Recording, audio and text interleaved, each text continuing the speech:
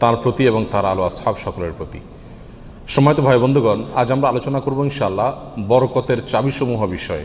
বরকত শব্দের অর্থ হলো কল্যাণ বেশি হওয়া, যে কোনো কিছুতে আল্লাহর পক্ষ থেকে কল্যাণ যুক্ত হওয়া, এটা হলো বরকত।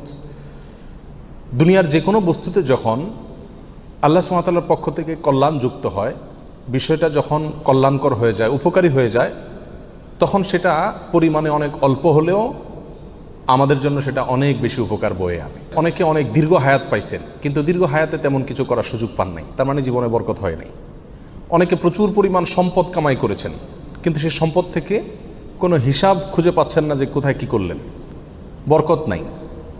অনেকে দেখা যাচ্ছে যে অনেক কাজ করেছেন, কিন্তু ফলাফল দেখা যাচ্ছে খুব বেশি একটা দৃশ্যমান না, তার মানে বরকত নাই। এর বিপরীতে দেখা যায় একজন অল্প কামাই করছে, মাশাআল্লাহ, এর ভিতরে সে অনেক কিছু করে ফেলেছে। কারণ হলো তার